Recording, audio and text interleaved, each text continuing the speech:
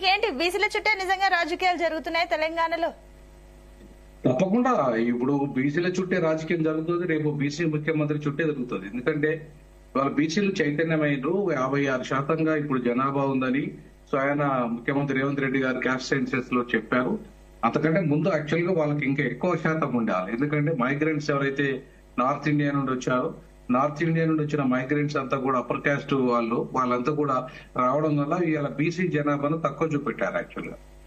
So కాబట్టి ఇవాళ బీసీలకి అన్యాయం జరుగుతున్నది అనేది 100-200% వాస్తవము. మీరు ఉమ్మడి ఆంధ్రప్రదేశ్ లో కాంగ్రెస్ ఒక్క బీసీ ముఖ్యమంత్రి చేయలేకపోయింది. అలాగే ఇవాళ మళ్ళా తెలంగాణ వచ్చిన తర్వాత ఒక బలమైన 10 ఏళ్లు పరిపాలించాడు, మళ్ళీ ఇప్పుడు రెడ్డి ఆయన పరిపాలిస్తున్నాడు. కాబట్టి ఎట్టి పరిస్థితుల్లో వీళ్ళు బీసీలకు ముఖ్యమంత్రి ఇచ్చే అవకాశమే లేదు, ఎవరు కాంగ్రెస్ కానీ ఇటు బీఆర్ఎస్ కానీ. ఇక ఏమన్నా ఛాన్స్ ఉంటే బీజేపీ నుండే ఛాన్స్ ఉండే అవకాశం ఉంది. ఎందుకంటే వాళ్ళు ఆల్రెడీ బీసీ ముఖ్యమంత్రి అని ప్రకటించి 2023లో ప్రకటించారు.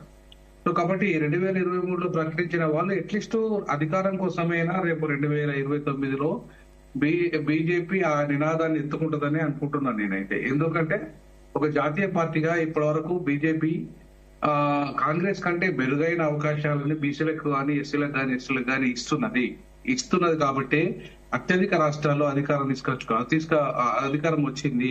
ఇవాళ 67% ఇవాళ కేంద్ర మంత్రి పదవులలో బీసీలకు ఎస్సీ ఎస్టీలకు ఇచ్చిన చరిత్ర ఇవాళ బీజేపీది.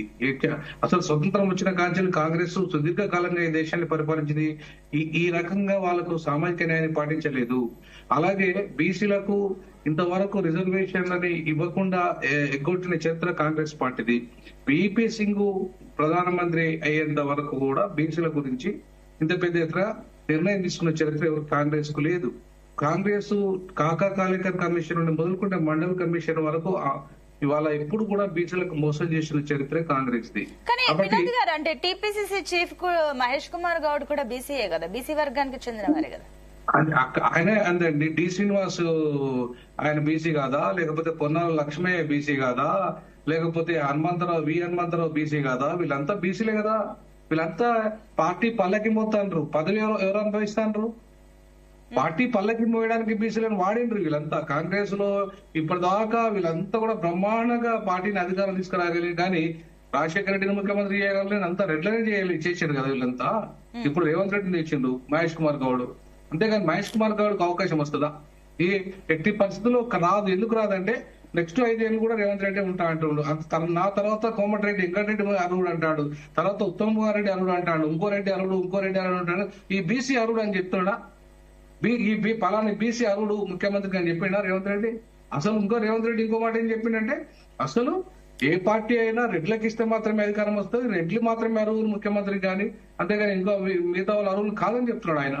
ఇవాళ స్పష్టంగా ఆయన మొత్తము క్యాబినెట్ కానీ, లేకపోతే మీరు చూడండి ఇవాళ కార్పొరేషన్ చైర్మన్లను కానీ, లేదంటే అఫీషియల్ నామినేటెడ్ పోస్టులు కానీ మొత్తం కీలకమైన పోస్టులని రెడ్లకు ఇచ్చుకున్నాడు, including advocate general, additional advocate general తో సహా, ఈవెన్ ఆర్టీఐ చీఫ్ సహా ఇవంతా మొత్తం టోటల్ రెడ్ల రాజ్యం తెచ్చుకున్నాడు ఆయన. కాబట్టి ఇవాళ బీసీకి అవకాశమే లేదు అక్కడ. బీసీలకు సామాజిక న్యాయం పాటిస్తున్నాము అని చెప్పేసి మా తమ్ముడు దయాగారు చెప్తున్నాడు, మా స్టూడెంట్ గాని. నేను చెప్తున్నాను, ఇప్పటిదాకా బీసీలకు తీరని ద్రోహం చేసింది కాంగ్రెస్ పార్టీ. సో కాబట్టి కాంగ్రెస్ పార్టీ కంటే కూడా కొంత మెరుగా బీజేపీ చేసింది. దాంట్లో ఎవరు చెప్పిన చరిత్రలో ఎవరు చెప్పిన ఇంటలెక్చువల్ సహాయంలో ఎవరు మాట్లాడినా లెక్కలతో సహా నేను చెప్పగలను, ఎవరు ఇంత ఇచ్చారని చెప్పేసి చెప్పగలను. ఎందుకంటే వాళ్ళ ఐడియాలజికల్ గా నేను బీజేపీకి వ్యతిరేకంగా కావచ్చు, కానీ సామాజిక న్యాయాన్ని పాటిస్తున్న పార్టీగా వాస్తవాలు చెప్పాల్సిన బాధ్యతగా నేను ఒక అనలిస్ట్ గా వచ్చాను. కాబట్టి బీజేపీ సామాజిక న్యాయాన్ని ఇస్తున్నది కాబట్టి బీజేపీ అన్ని రాష్ట్రాల్లో అధికారం తీసుకురావాలి. ఈవెన్ ఉత్తరప్రదేశ్ లో. వినోద్ గారు, మీరు అంటున్నట్లే మీరు అంటున్న మాటలు అన్ని కన్సిడర్ చేసినా, ఇప్పుడు ఒకవేళ నిజంగానే బీజేపీకి కొత్త అధ్యక్షులు ఒకవేళ ఈటెల రాజేందరే అయితే గనక తెలంగాణ రాష్ట్రంలో రాజకీయాలు కొత్త మలుపు తీసుకునే ఛాన్సెస్ ఉన్నాయా? 100-200% అమ్మ తప్పకుండా తీసుకుంటాయి. ఎందుకు తీసుకుంటాయి అంటున్నానంటే, ఈటెల రాజేందర్ కు ఆయనకు ఒక బీఆర్ఎస్ లో ఒక మంచి ఫాలోయింగ్ ఉన్న నేతనే.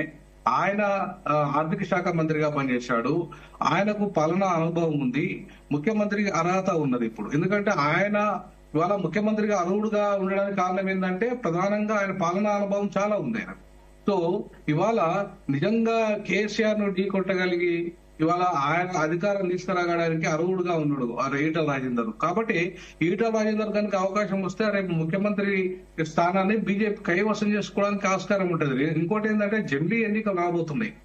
సో జమిలీ ఎన్నికల్లో కేంద్రం ప్రభావమే ఎక్కువ ఉంటది, బీజేపీ ప్రభావం ఎక్కువ ఉంటది. బీజేపీ రేపు క్యాస్ట్ సెన్సస్ చేసిన తర్వాత రేపు బీసీలకు వర్గీకరణ చేయబోతుంది దేశవ్యాప్తంగా, ఎస్సీలకు వర్గీకరణ చేయబోతుంది దేశవ్యాప్తంగా, ఎస్టీలకు వర్గీకరణ చేయబోతుంది దేశవ్యాప్తంగా. చాలా కీలకంగా మహిళలకి 33% అమలు చేయబోతున్నది బీజేపీ.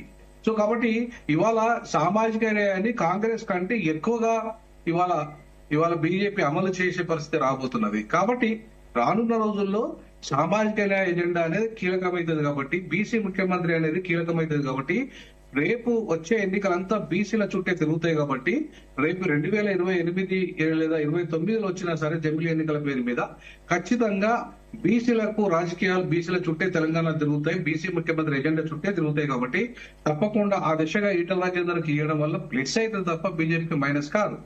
సో మిగతా వాళ్ళకి ఇవ్వడం వల్ల ఈవెన్ రాజా సింగ్ నిజంగా ఆ పార్టీని నమ్ముకున్నాడే బీసీ, కానీ ఆయనకు సరిగా తెలుగు రాదు, తెలంగాణ ఉద్యమకారుడు కాదు, తర్వాత లోకల్ కాదు, తర్వాత ఆయనకు అంత మాట్లాడే కెపాసిటీస్ ఉన్నోడు కూడా కాదు.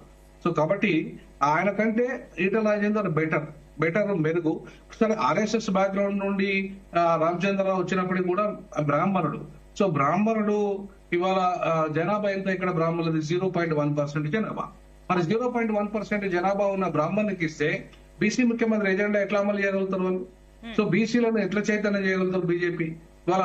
కాబట్టి ఈవెన్ అరవింద్ కుమార్ కూడా అవకాశం లేకుండా పోయింది. ఇక్కడ కాపు కమ్యూనిటీ పెద్ద కమ్యూనిటీ బీసీలో, కానీ వాళ్ళు ఆల్రెడీ ఇప్పటికే లక్ష్మణ్ కు రాజ్యసభ మెంబర్ గా ఉన్నాడు. ఆ తర్వాత కీలకమైన పోస్టులలో ఈవెన్ కాపులు ఉన్నారు. కాబట్టి ఇవాళ ముదిరాజులకి ఇవాళ కాంగ్రెస్ లో ఒక మంత్రి పదవి ఇచ్చారు. మరి అటువంటిప్పుడు బీజేపీలో ముదిరాజులకు మంచి స్థానం ఇవ్వాలి కదా. ఇచ్చినప్పుడే మేజర్ కమ్యూనిటీ కదా. బీసీలో అత్యధిక జనాభా కలిగిన కమ్యూనిటీ ముదిరాజు, ఎస్సీలో అత్యధిక జనాభా కలిగిన కమ్యూనిటీ మాదిగ. సో కాబట్టి ఇవాళ మాదిగలకు మందకృష్ణ మాదిగ కూడా అటువైపే ఉన్నాడు. సో మందకృష్ణ మాదిగతో పాటు ఇవాళ మాదిగలకు కూడా సముచిత స్థానము గతంలో ఇచ్చింది బీజేపీ, రేపు ఇచ్చే అవకాశం ఉంది. కాబట్టి అటు బీసీలో మెజారిటీ కమ్యూనిటీ కానీ, ఎస్సీలో మెజారిటీ కమ్యూనిటీ కానీ, ఇవాళ ఎస్టీలో మెజారిటీ కమ్యూనిటీ లంబాడీస్ కానీ ఎక్కువ ప్రియారిటీ బీజేపీ ఇవ్వబోతున్నది, అంటే సామాజిక న్యాయాన్ని పాటించబోతున్నది. కాబట్టి బీజేపీకి ఈటల రాజేందర్ అనే వ్యక్తి రావడం వల్ల ఖచ్చితంగా బీజేపీ ప్లస్ అయితే తప్ప మైనస్ కాదు. ఓకే, ఎస్ రవికుమార్ గారు, సో ఇందాక వినోద్ గారి కమెంట్స్ ని మీరు విన్నారు. అండ్ ఇంకొకటి, నిజంగానే బీజేపీ అటు బిఫోర్ ఎలక్షన్స్, మొన్నటి ఎలక్షన్స్ కి బిఫోర్ కూడా అటు బీసీ కార్డు లేవనెత్తింది, బీసీని సీఎం చేస్తామన్నారు. ఇప్పుడు ఏదైతే అధ్యక్షుడి విషయంలో కూడా బీసీని ఎంచుకోబోతున్నట్లు కూడా చెప్తున్నారు. సో ఏంటి నిజంగానే బీసీ కార్డ్ ని, అంటే ఇందాక వినోద్ గారు ఒక కమెంట్ వేశారు, బీసీలని అధ్యక్షుల విషయంలో కాంగ్రెస్ ఏదైతే కేవలం పల్లకిల్ని మోయడానికే బీసీలు, సీఎం విషయంలో మళ్ళీ వేరే పెట్టుకుంటారని చెప్పేసి కమెంట్స్ వచ్చాయి. కాబట్టి సో ఏం చెప్తారు దానికి? నేను చెప్పేదానికంటే దయాకర్ గారు చెప్పిన కొన్ని విషయాలకు వినోద్ గారు అనలిస్ట్ గా చాలా స్పష్టంగా ఆన్సర్ ఇచ్చినట్టుగా అనిపించింది నాకు. అది నేను ఇచ్చింటే కంటే కూడా వినోద్ గారు ఇచ్చిన దానికి చాలా, అంటే ఆ ఆన్సర్ కరెక్ట్ గా సెట్ అయింది. అయితే నేనేమంటున్నా, ఇప్పుడు వినోద్ గారు చెప్పిన విషయాలన్నీ కూడా చాలా చక్కగా చెప్పారు. అవన్నీ నిజాలు, అన్ని జరిగిన విషయాలు ఆన్ ది రికార్డ్ అన్ని కూడా ఉన్నాయి. ఇప్పుడు కాకా కలేకర్ కమిషన్ ని వ్యతిరేకించింది కాంగ్రెస్ పార్టీ. అట్లాంటప్పుడు సామాజిక న్యాయం దేశంలో చేసినట్టుగా ఎట్లా చెప్పుకోగలుగుతారు కాంగ్రెస్ పార్టీ వాళ్ళు? అంతెందుకు, ఇప్పుడు ఉదాహరణ చెప్తాను. ఇప్పుడు లేటెస్ట్ న్యూస్ అది, దాదాపు 600 గురుకులాల్లో